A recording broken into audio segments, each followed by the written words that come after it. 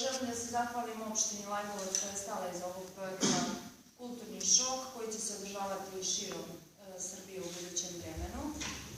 Večeras imamo sjajne goste, to je gospodin Milan Đurđević iz Nevernih beba, frontman Nevernih beba i Dejan Cukić, naš poznati... Ja sam rezerva. Da, on je rezerva, izvinjavam se... Dejan Cukić. Samo ga sede frontir. Da, u Boškovo ime jer je sprečen da dođe, ali će doći prvom prilikom u Lajkovac. Tema tribine je idoli mladih nekada i sad. Kao primer mladih, naša opština ima dosta omladine koja je svojim trudom i radom zadedila da bude primer mladima. Ja bih evo večeras napovestila da kao primer omladine mogu da budu momci iz Ravčun kluba. Evo, pozdravimo ih.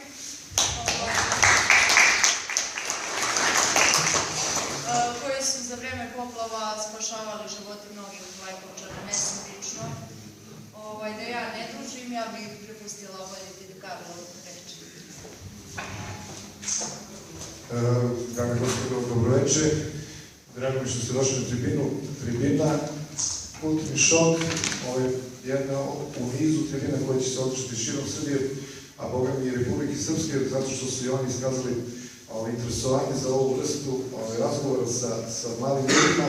Večerašnji gosti su bez imalo preterivanja, ako kažem, legende srpske rock scene ili srpske pop rock scene, ne znam kako bi to, da bi ne zamerili goste na definiciji.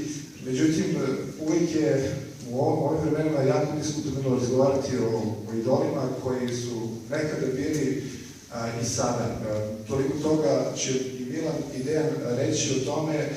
Ja bih nekako morao da napravim mali uvod iz razloga što pre svega da bi vi mogli da nekako ukačite ovu priču tribinsku, da postoji na kraju, mora da postoji ta interakcija, zamolim bih vas sve prisutne da negde se uključite u razgovor, pitanja naravno su poželjno da postavite gostima i meni, ako imam potrebe za tim. Ono što je činjenica da mladi predstavljaju buduće nosioce društva, pa tako i budućnost društva zavisi od njihovih vrednostnih odabira. Mladi svoj sistem vrednosti nekako formiraju pod uticajem nekih vrednostnih opredeljenja porodice, medija, sredine u kojoj radi i uče. Definicija, odnosno koja je najviše uticala na vas da se formirate kao uspešni muzičari, uspešni umetnici. Onda ćemo krenuti da pričamo o svim problemima koje postoje sada i da napravimo paralelu sa nekadašnjim, da kažem, uslovima za život i za rad. Pa, Milana, ćeš ti prvi ili... Ajde, oni domaći. Domaći kolega. Jesam domaćin. Da sam izvanio, da sam išao kroz Lajkovac nekako što su prvo dana, mislim, u masi nekih drugih gradova.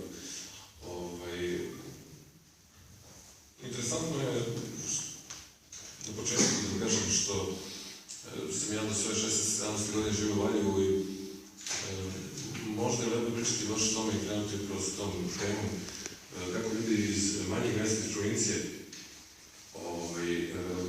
mogu da se otisnu i da sanjaju neke sopstvene snove. Ja sam sa 16 godina pobedio u Zaječarnoj gitarijadi, a pre toga sam trebao da idem na konservatoriju u Leipzigu, sve na klasičnu muziku, znači, i to je bilo već gotovo završeno, ovdje ne, da budemo pijanista, pošto sam bio talentovan pijanista u to vreme, i oni su otišli u Zaječarnoj gitarijadi i pobedili.